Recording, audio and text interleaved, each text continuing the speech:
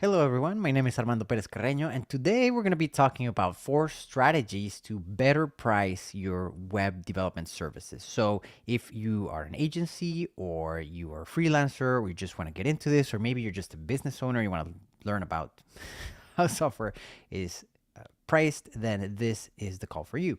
Today, we're going to go into a few different aspects into what makes pricing what it is. And the reason for this conversation today is that I see a lot of people underbidding and not charging what they should, in my opinion. And it's not about just charging more just for the fun of it or because you can, but rather it's good to step back and understand what it takes to make a site, the full scope of it. We'll get into it, but also what it means for the business. So, I'm going to talk about 4 ways that you can see a greater scope in what it means to actually build or do a full build from scoping, designing, mockups, prototyping, implementing, testing, and training. And if you view it in that sense, then I think it'll start to click a little more. So again, welcome. Depending on where you're looking at this or watching this, you might be on Instagram, you might be on Facebook, on LinkedIn, on YouTube, on X. We're here. If you have any questions, shoot them over through the comments, and I should be able to see them down on the comments section down here. Saludos, Ramon. Hi. How are you? Good to see you. And then if you're part of our community on School, that's school.com/learn, you can also join. We have a Zoom call that's running live as well. And so if you join there, you can ask questions directly and we can interact for the call as well. So let's get into it today.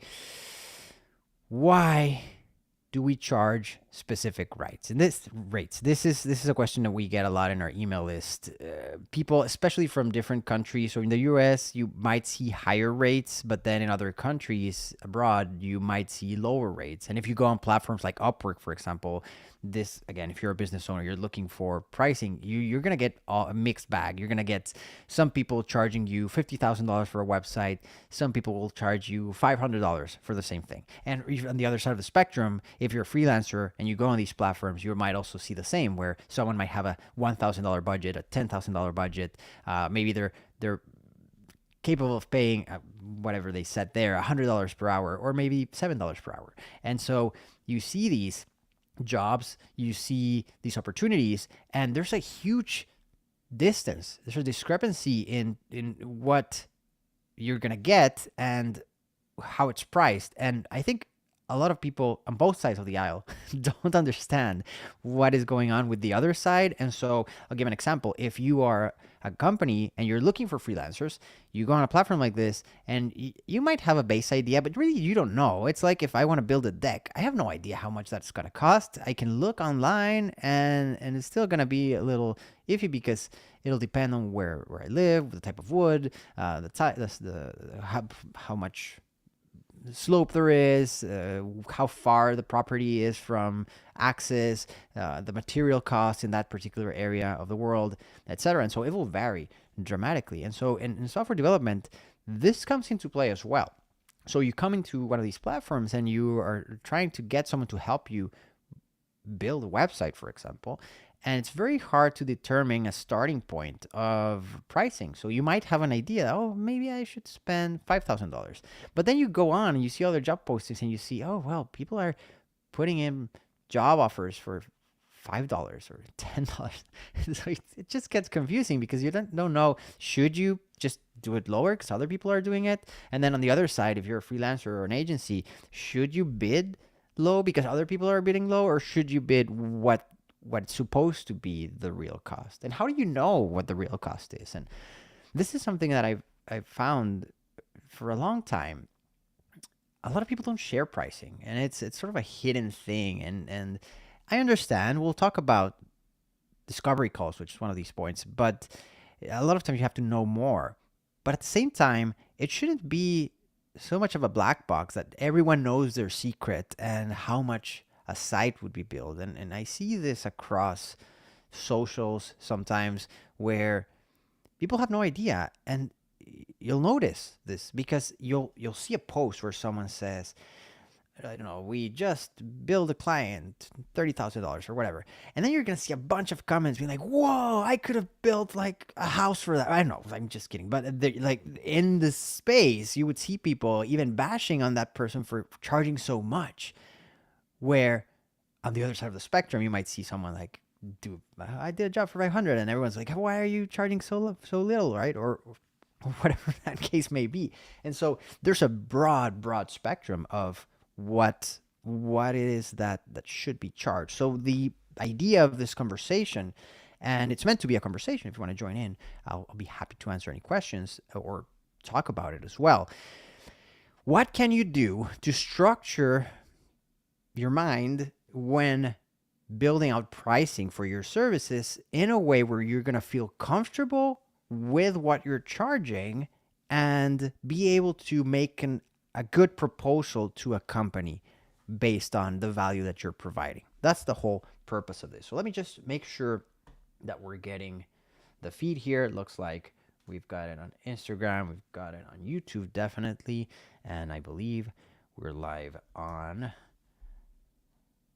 X as well. Let me just verify here. And you're welcome to put comments in any of these as well. Yeah, there we are. Okay, perfect. All right. So let's go in with the first one. How do you charge a certain amount, and what amount should you charge? Well, it all comes down to what you're bringing of value to the business.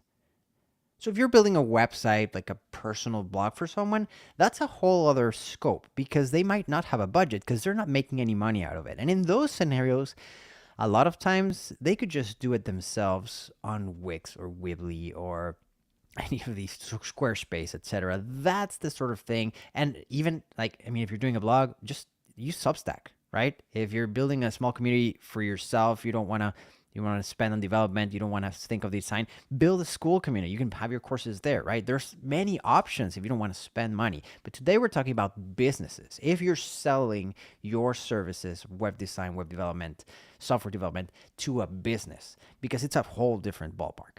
So businesses need a website for something specific. So if you first have to get into that mindset of what is it that this website is going to provide to that business. And when you start thinking in those terms, then the value makes more sense. For example, a website could just be a brochure site. It shouldn't, right? But it could be just a brochure site. They just want it up there just because. Well, if you think of that, yeah, maybe you could slap on a template, build the site very fast, put the content, you're done.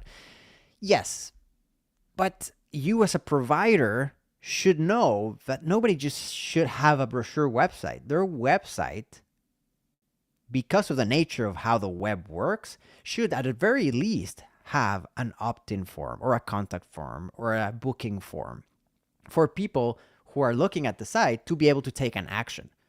So that's the most important thing. So you as a provider, even if someone reaches out to you and says, I just need a very basic website, I just want my information, what our services, etc., our menu, maybe, you should stop them and say, okay, perfect, that's great, but how about we add some calls to action so that if someone actually does come to your website and looks at your menu, they can actually make a reservation right there. Or they can come to your website and see your services, and they can opt in to start receiving your email newsletter where you send them content. Or you can have them send their information in a contact form such that then you can send them a personalized guide, or you can reach out to them and start working whatever service, right? And so this is what you can tell that business if they're just looking for like a brochure site. And then you take it from just being basically an image on the web, right? Like a business card on the web, to something that's actually valuable and meaningful to the business, which in turn can turn into sales. So that's where you want to start off. So most businesses don't want that nowadays. However, if you see that, that's a way to start leveraging what you know, what you can bring to the table to help them make a better decision on when they're really excited. Obviously, you can charge more for that as well. Now, talking about the regular scenarios that we see, well, most people will want a site with those capabilities, with the ability to get people to subscribe, to get people to fill out a lead form, to get people to give them their information, or to get people to make a reservation, or even to shop online, register, subscribe if it's a membership site, etc. So you want these functionalities, and businesses want these functionalities, and these functionalities are worth it to a business. So I'll give you an example. If a business wants a website that is, I don't know, an e-commerce site, right? They sell a particular product. Maybe they sell a watch. They make a special kind of fun watch made of recycled materials. I don't know. They make something and they want to sell it. And so they ask you to build the store for them. And you could just use a theme and put it up there, but then it might not be unique. It might not look like what they're expecting. And it really is just doing something very basic. Instead, you could talk to them and offer a custom design in which you first discuss what they need, what they're looking to achieve, who their target audience is. And then based on that, you can make a custom design and then you can implement it. If you're using WordPress, you can use the block editor to implement any design you want, or you can use a base theme like Generate Press, Generate Blocks. You could even use page builders if you want to build it out, right? Or Ollie, of course, it's a fantastic theme.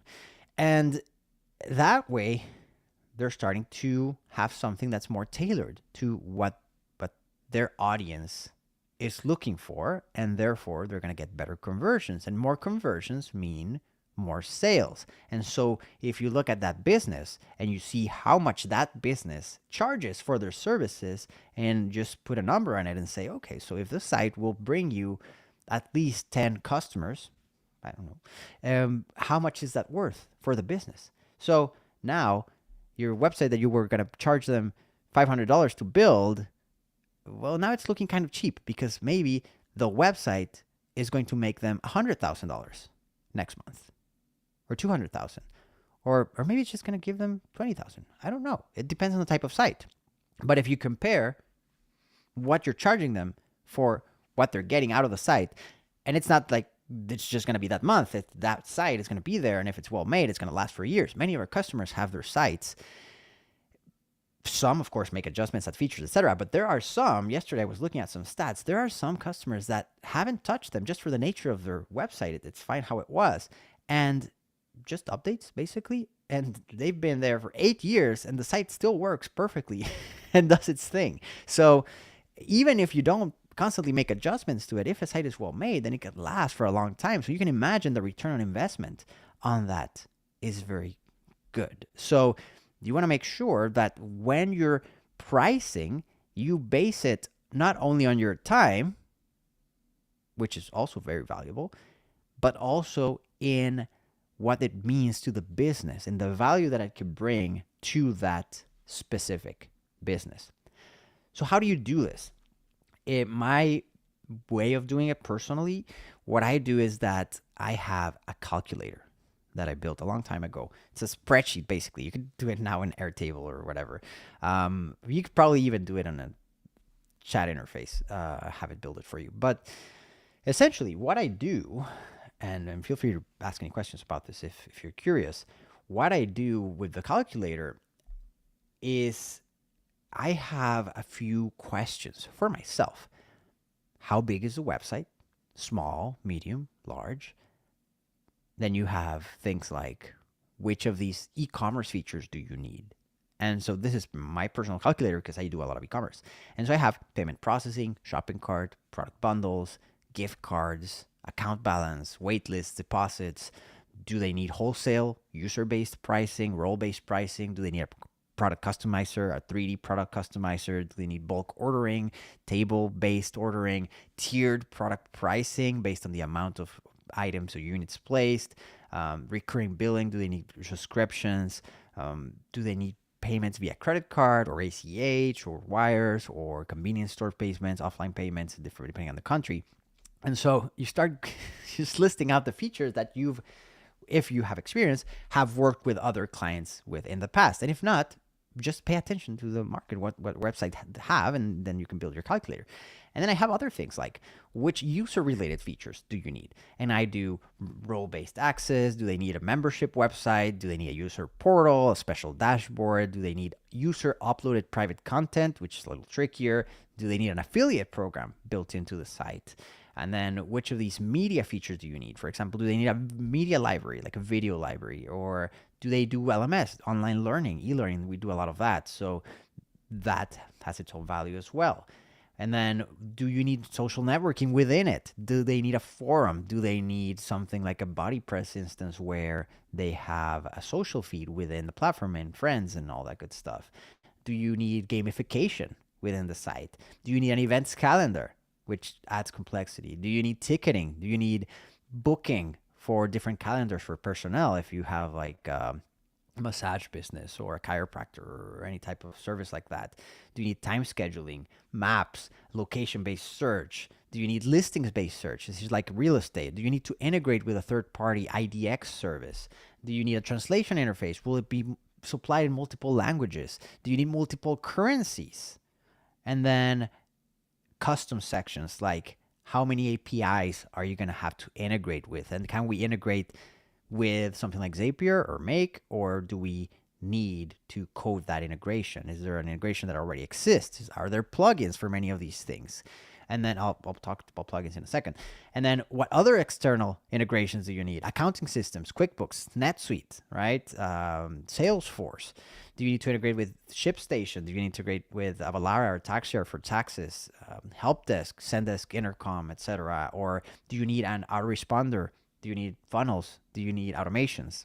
So there's a lot of things that you can list out in your own calculator, and everyone's calculator is going to be different.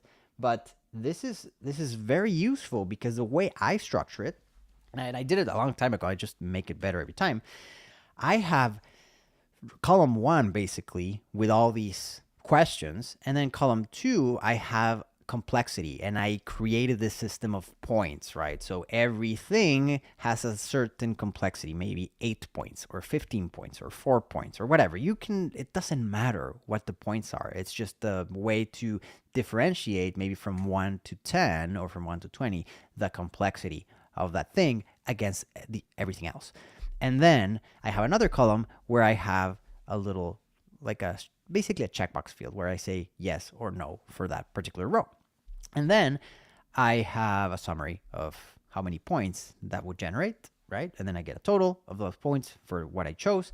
And so that allows me to, even on a call, be talking with someone, and during that conversation, actually go in and get pricing directly, right? Because then to the side, I have my calculations. And so I grab the complexity, and if you're watching this later, or if you want to watch this later, obviously you can find the video recordings.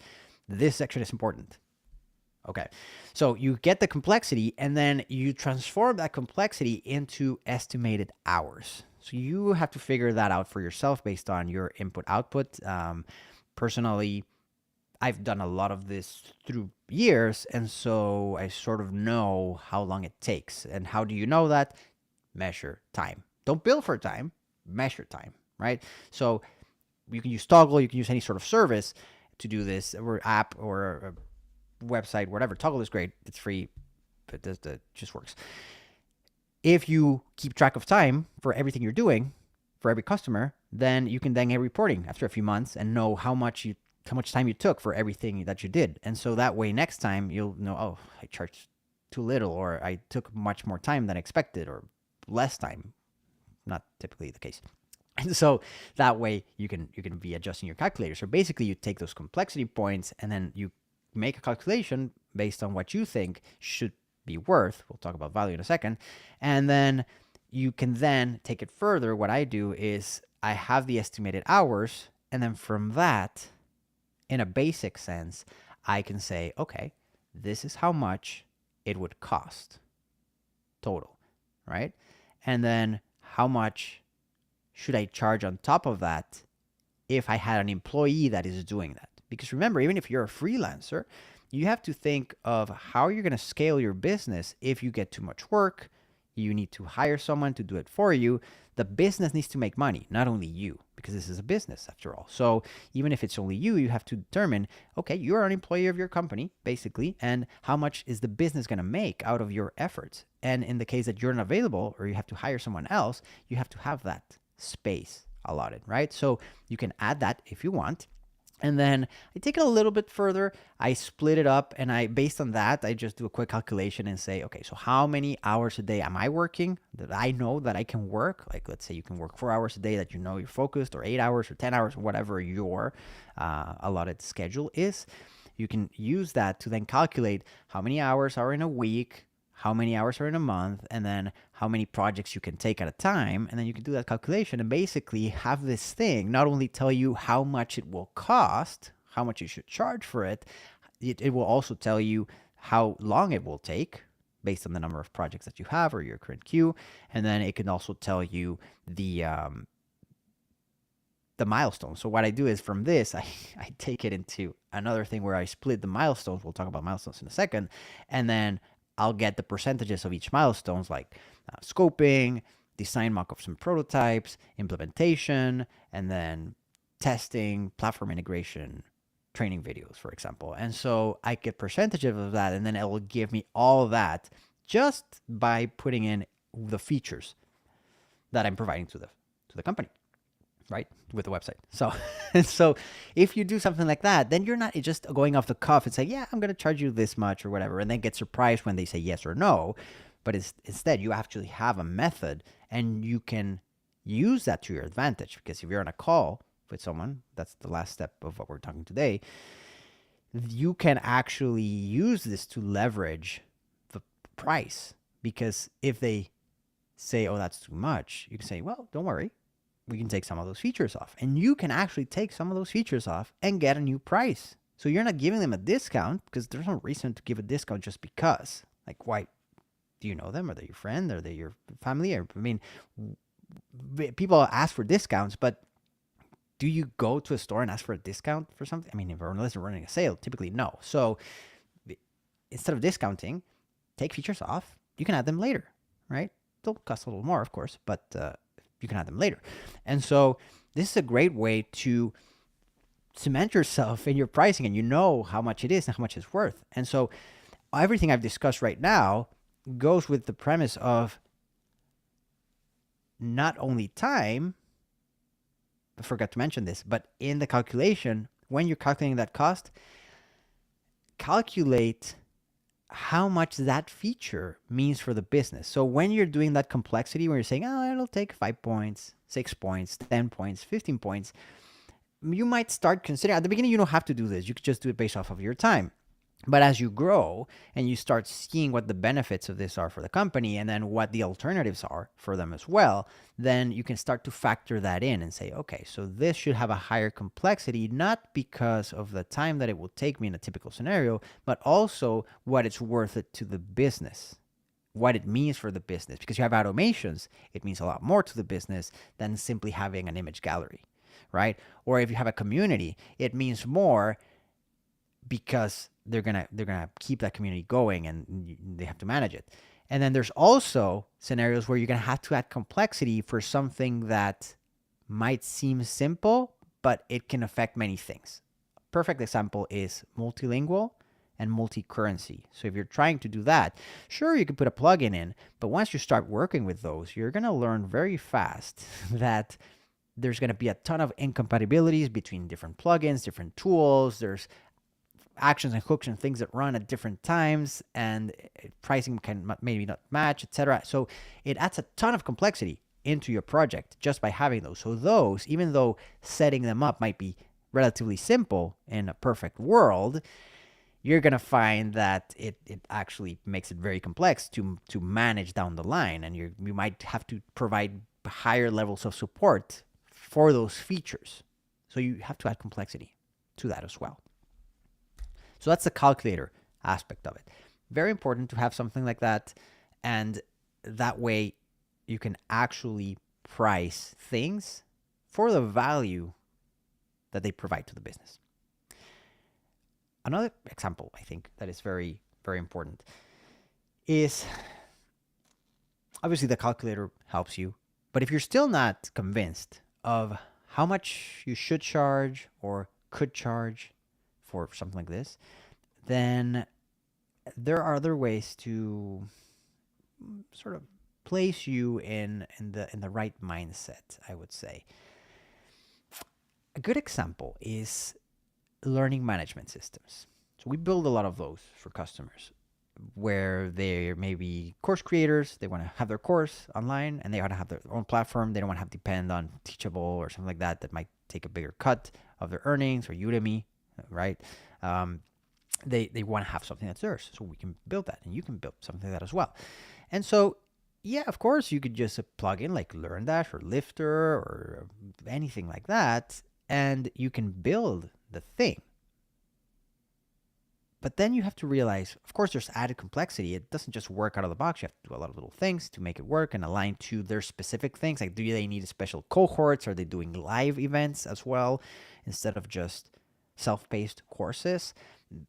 There's a ton of variables involved. But also, you have to think of the alternatives.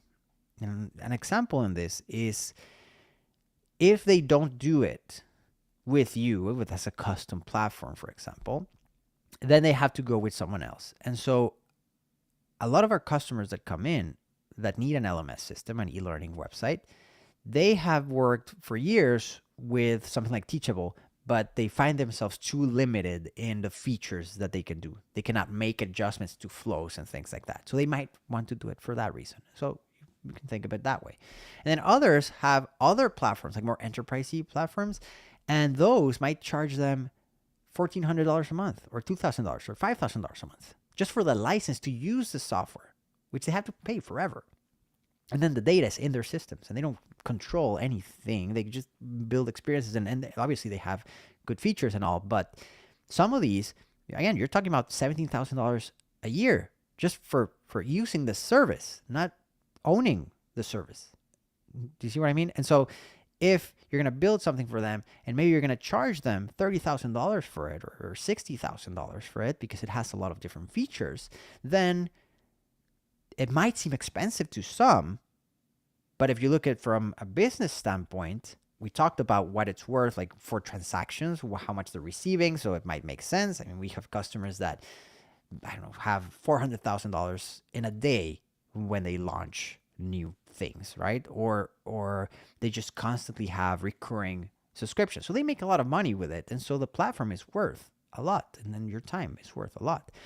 But also, even if they're not selling that much, if the alternative is using one of these platforms that is going to cost them almost $20,000 a year just to have, then you charging them $40,000 makes sense because you're going to build it once and it's going to last them for years.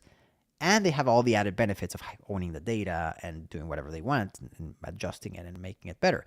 So put that into perspective, and now it makes sense. Also, remember, businesses are not regular people. Businesses have, I mean, obviously they're owned by people, hopefully, but they have expenses. So most businesses, if you just work in the online world, you forget about brick and mortar and what the costs involved are. So remember what a storefront costs to have just the place without anything, without any equipment, just costs a ton of money.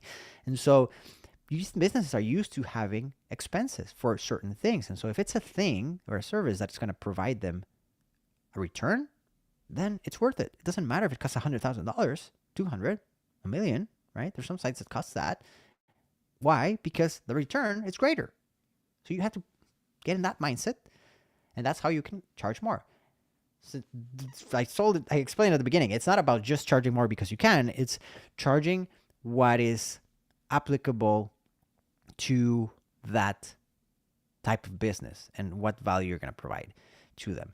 And I get another list of questions regarding different economies, right? So what if I'm in India? I mean, people can't pay that amount of money here.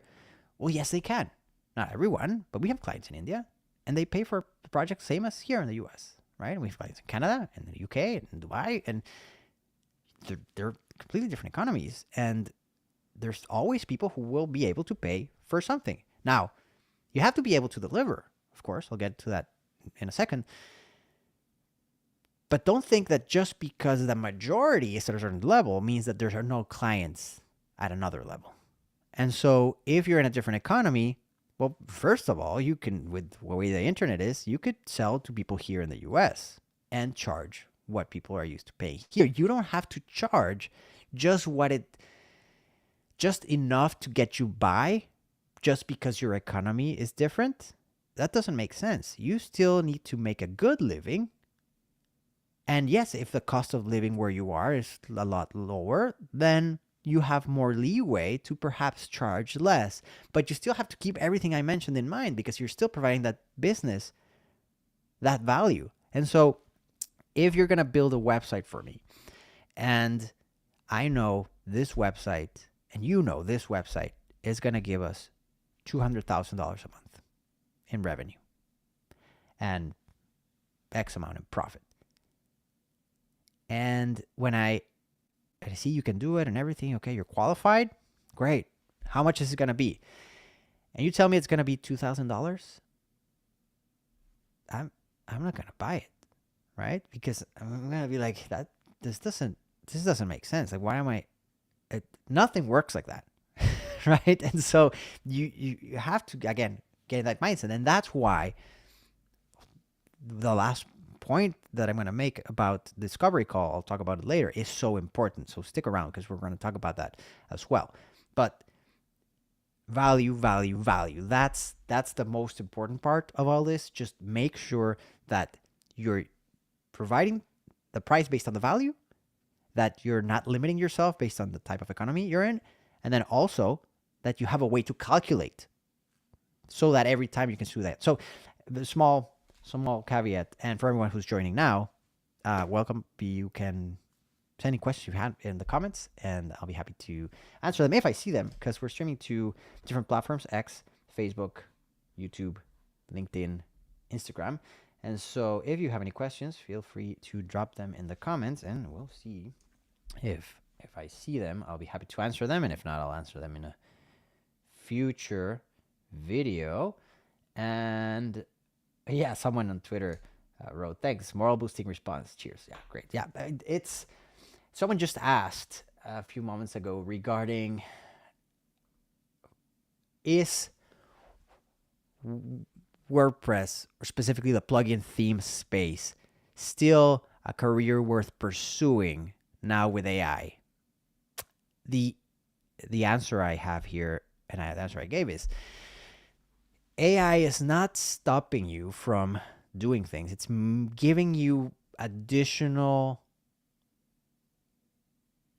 time back, you can call it, to do things better. Why do I say this?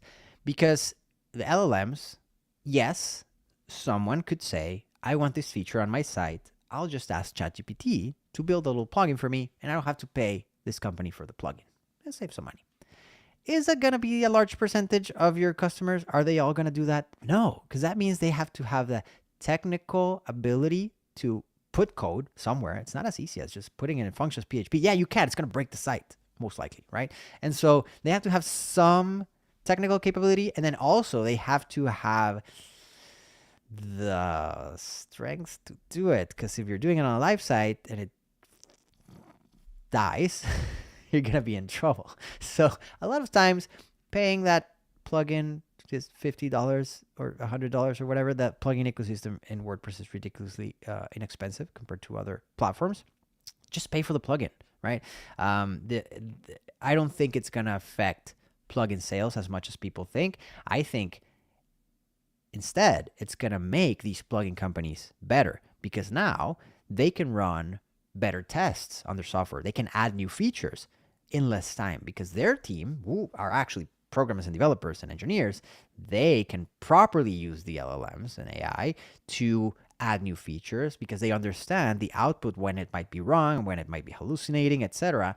And so they can have a new tool that just basically gives them more talent at their disposal to have their team focus less on specific coding tasks and more on engineering.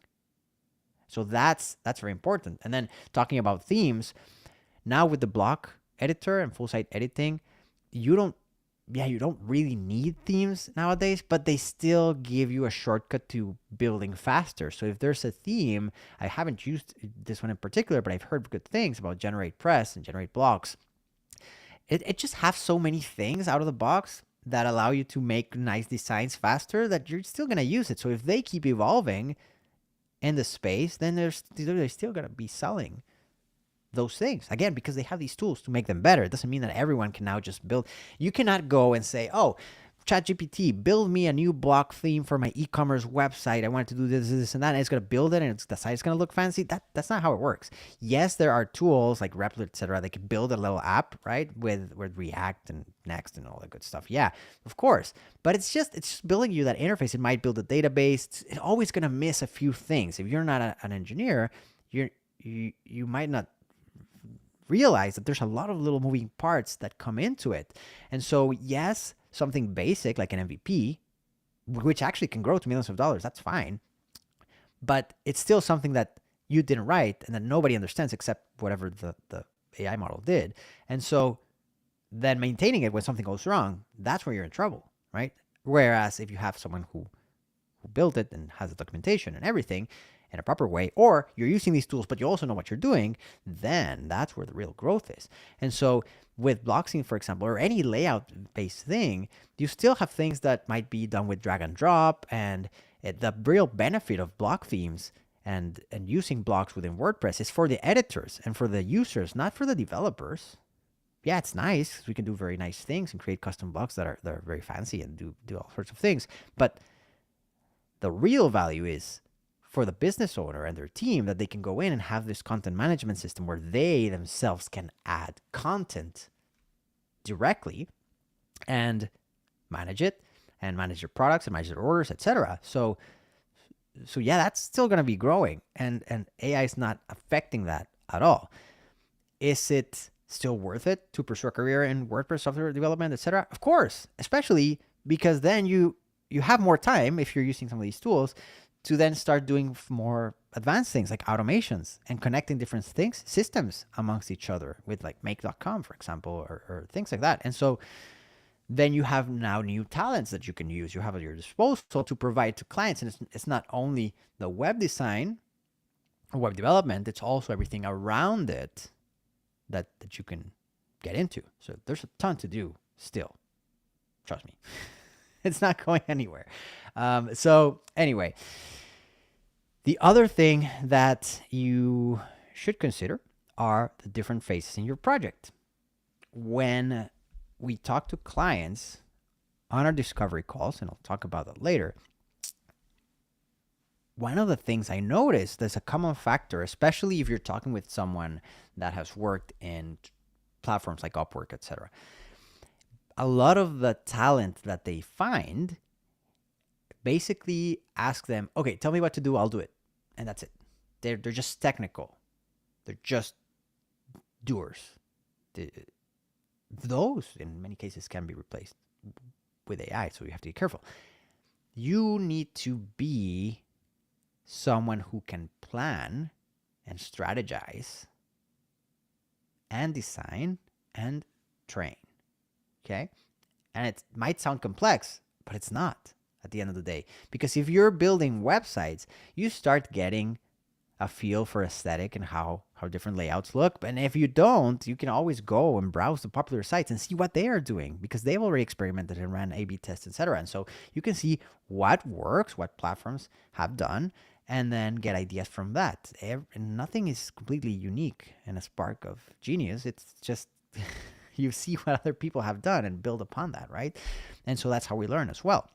And when you're providing your quote, my suggestion, if you really want to provide value and distinguish yourself from the rest, just give them the full scope. Instead of just asking them for the tasks that you can do, give them a full scope. And what do I mean by that? The full scope is going to mean that you might first do a lengthy process of deep dive scope for them within the project, obviously paid, where you have a bunch of discussions with them to really understand all the different features, how everything connects to each other, the types of products, who their main clients are supposed to be, their personas.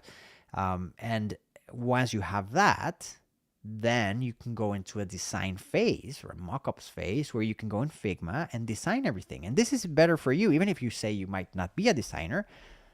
Caveat, if you charge enough, you can offload this to someone else. There are fantastic designers that don't develop, right? So you can definitely have someone build a design for you and then work with a client and then actually build it. But you can manage that project, right? So back.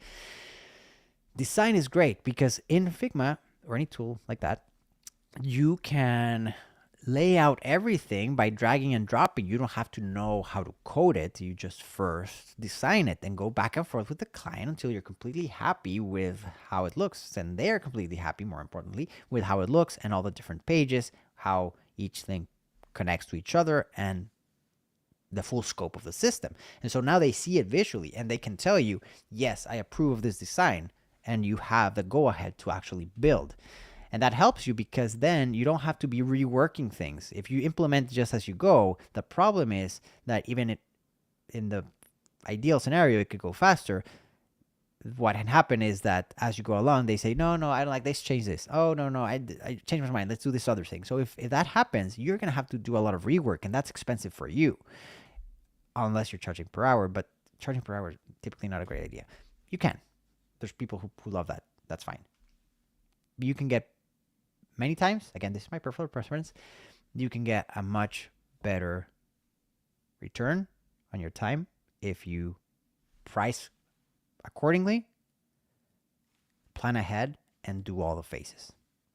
So you do the design, you get approval for it, and then you implement. So now you have something to go off. And so it's a lot easier to start building the whole thing because you're going to have global styles, you're going to have the fonts for everything, the sizes of the images. So you can very easily get going choosing your theme or creating your own theme, which, by the way, if you don't know how to create a block theme, Frank's courses on WP development courses, Frank Klein, that it's a great course. Highly recommended. If you want to learn like the deep how to build a block-based theme. And you build out the site, right? You add all the features. I recommend you do it in multiple phases. So you split implementation into, depending on the scope of the project, let's say main design. So you get the homepage, contact us, services, etc. And then if it has commerce, then you have another phase just for e-commerce. And setting up commerce, setting up products, setting up checkout, users, etc., emails. And then another phase for something else. If you have, I don't know, tiered based pricing or something, you can do that in a separate phase. So that way you have clear deliverables that you're giving them and you can charge them by the milestones. So what I like to do is to have an escrow account, whereas people pay first the 50% deposit for the project, and then there's an escrow account where they put in the amount of the next milestone. And so you know they have the money and it's separated. It's for you, given that you provide what you're saying. And so when you finish that milestone, you both agree that it's completed, they release it, they put the next one in escrow. And so that way you protect yourself in case anything happens. And they protect themselves because they know that they're paying for what they get. That's actually built. Hope that makes sense. And then you go into testing. You have to test everything, of course. That's another phase. And then I like to have depending on the scope of the project, a user acceptance testing phase where they test everything. And then you have training. I like to record training videos. It's very easy. You can use Loom. Just put Loom on the free version if you want and just record yourself going through the site and explaining this is how you do this. And just like short videos explaining how each feature works. This will help you maybe sometimes even more than them, because down the road, they're going to reach out in a couple of years and be like, how did we do this? You have no idea how it works because you did it 2 years ago, right? So you can watch your own videos and remember how things work, right? Cool tip. Now, you do that, and then you plan for a launch date, and then you launch, and then you're done.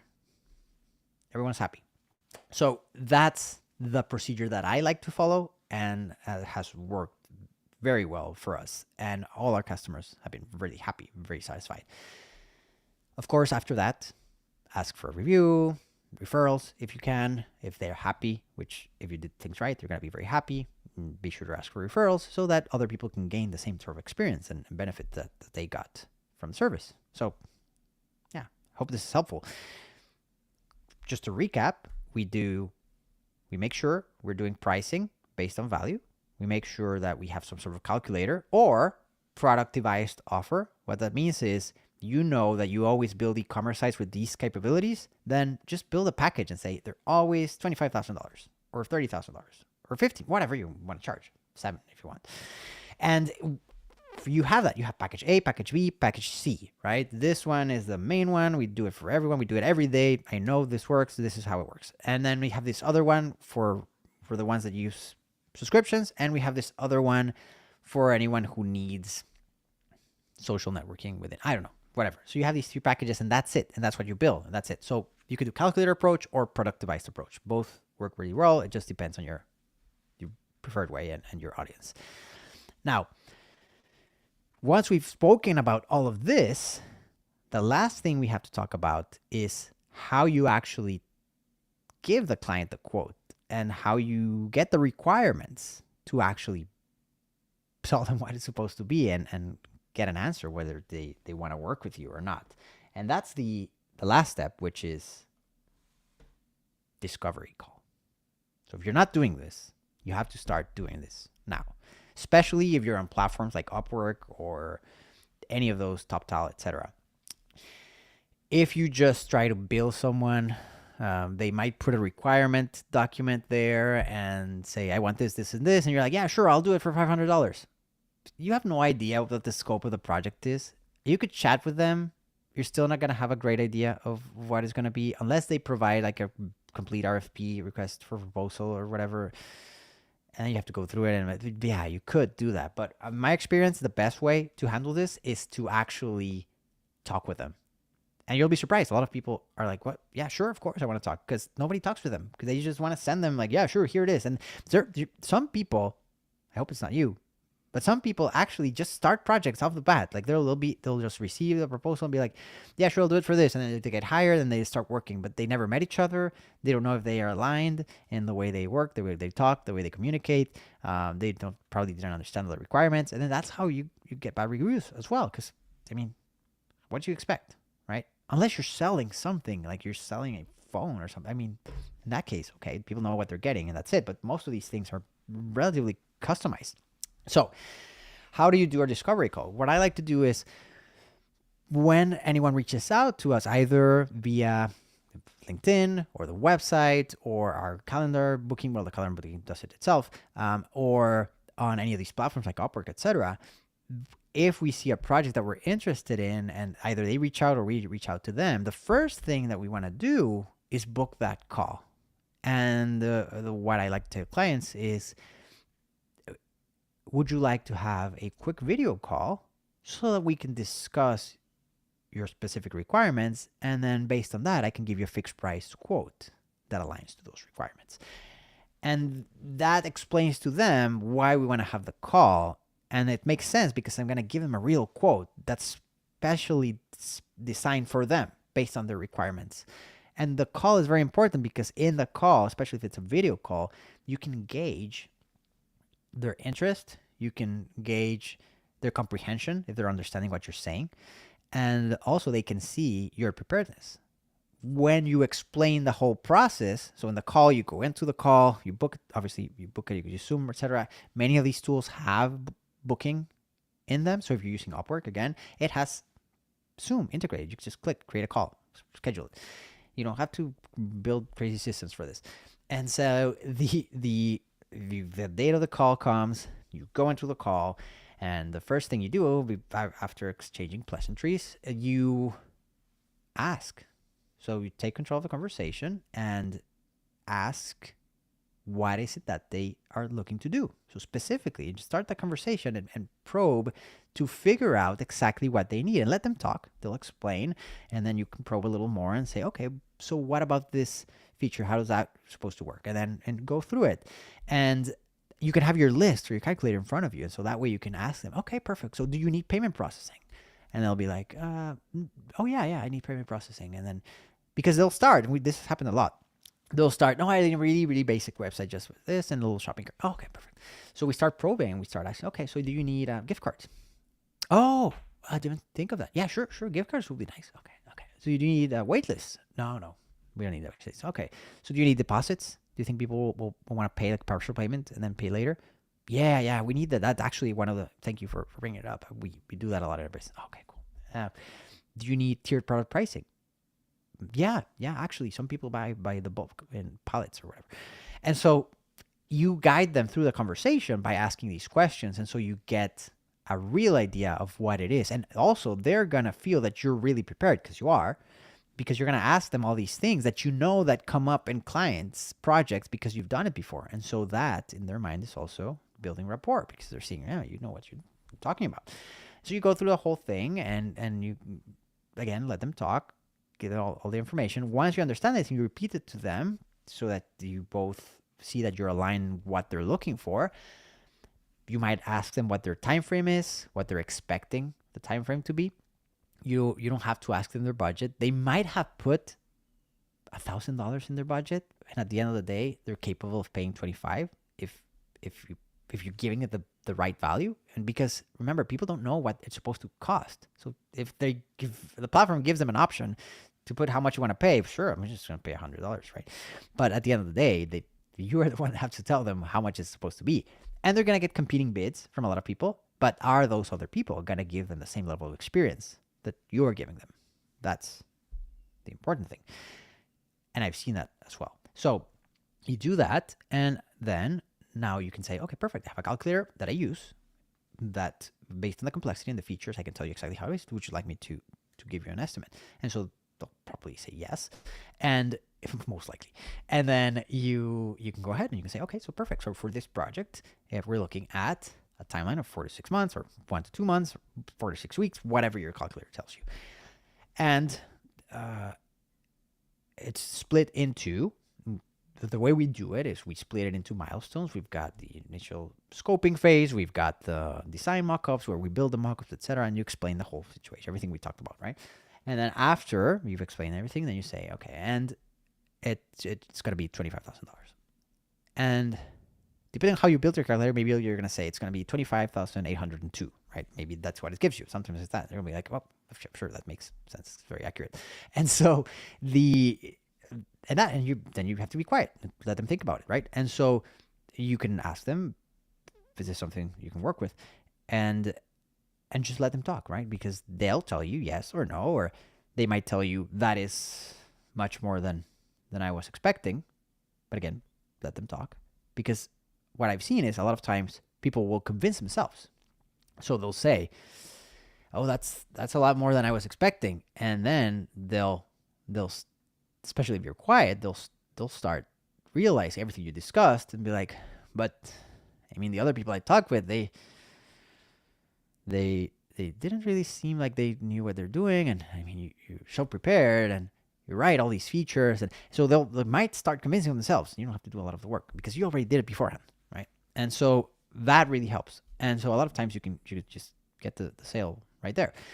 Other times they'll say it's too much, and they're like, and if they say it's too much, most of the time it also means not that they cannot pay it, because most businesses have a way of getting the cash, unless they're in trouble, then it's a different scenario. But if it's a regular business and they see the real return on investment down the line, and they can see, oh, okay, it's going to be whatever, but it's going to bring me this much back, then maybe they can get some cash from the bank. They can get an advance. They can use a credit card to pay you. I mean, there's a ton of different ways to do it. They don't have to pay everything. It's not like you're asking them to pay $25,000 right now. You're asking for the deposit. And then down the road, as they start getting the features, that you're going to get the rest, right? So, and this is how a lot of service businesses work. If you're building a deck, it's not like yeah. So same deal. So that strategy works really well. If they absolutely say that they're just adamant that they can pay out of the box, then you probably didn't provide enough value. You probably didn't put it in perspective of their needs being met by what you're offering. Or they might be in a scenario where they don't make that kind of money, and it's not, even if they do the site, it's not going to give them that, right? That could be the possibility as well, especially if they don't have a way to market it, to paid ads or anything like that. So there's those scenarios as well. And even in those situations, and I mean, there's tons of sales calls, materials, and everything that you can learn online. You don't have to pay anyone to learn this, but you can. There's a ton of books as well on selling that will help you in these types of calls. But bottom line is, if you are completely confident in your product, which you should be, and you know it's going to do what it's going to do, then I like this analogy a lot. I think Alex Hormozy said it. He said, if you were able to go back to Back to the Future, right? When you were, I don't know, younger, right? When you were 18 or whatever, and you knew which stocks would go up, like Amazon or Apple or Tesla or anything like that. To what length would you go to convince yourself to buy that stock, right? You would do anything you're like, no, you don't understand. You have to do this, right? Because that's how confident you have to be about your product. Because if not, I mean, are you providing the service that you're saying you're providing? So if you're as confident as you should be of the service or product that you're providing, then this should make it easier for you to close as well, because you should be able to convince them, not because you want the money or their money, but because you want to help them with the service or product that you have to offer. And so again, sales stuff, won't get into it, but just think about that. And so if for whatever reason it doesn't go as planned, they don't want it. In my experience, nobody has said, "Oh no, I don't like it." Bye. They're all completely satisfied. They will apologize for wasting your time. They will do all sorts of, like, that happens a lot. And so because you build rapport, you gave them so much value, and that's fine, because if they don't close right now with you, maybe down the line, and this happened to us with some clients before, they didn't go for a project because it was outside of the scope of the budget that they had for that particular project. Let's say it was $15,000, $20,000, something. It was a small landing page kind of something. It didn't work for the budget that they had for that. Doesn't mean they didn't have the money. It just means it didn't work out for them in that moment, right? A few months go by, almost had forgotten about the interaction, but of course we keep logs of everything. It's important, and always, try to remember the people you talk to. But a few months later, they come back and they say, "Hey, we want to build this other thing." So that project ended up being $113,000, just out of the box. Out of the blue, because they had already had that experience with us. They didn't buy at the beginning, but then they did later on because of that experience. So never consider these discovery calls as time lost for you. It's an investment in you learning how to close sales. 2, you learning more about what customers need and want and require and fear. You building your confidence, and them learning more. So it's a win-win, because at the end of the day, you're giving them value that maybe they don't choose to work with you, but if then someone that they know that does have the money, or that is building something a little higher end, maybe, if they ask them, like, "Hey, who should I use? Who did you use?" They might say, "Oh no, go with this person. They're great. I couldn't afford them, but they're the real deal," right? So always provide value if you can. I think it's really, really worth it. So those are the 4 things that I want to discuss today. Determine the value based on what it's worth for the business. You want to build a calculator for yourself, or make a productivized offering where you sort of set prices for things. It'll be easier to manage. Do all the phases. So manage the project for them. Don't just manage, right? So do the phases: discovery and scoping, design, mock-ups, prototyping, right? Everything. Implementation, testing, training. Build it out in a little package that you can do. That way you separate yourself from everyone else that's just doing. And then finally, have a discovery call before, so that you actually interact with people and you're on the same page of what you're talking about, and you can actually gauge a response and get an answer right away. All right. So I hope this helped. If you are not part of our community on Skool, let me check. We're still live here. Skool.com, skool.com/learn. You can go there. It's our Learn and Sell WordPress community. We have some courses on how to build your WordPress sites, how to market them, conversations like we're having here. We have live calls where we can give our feedback, responses to your questions directly as well. And it's totally free. You can just go there and join. So thank you for joining us today, and I hope to see you on the next one.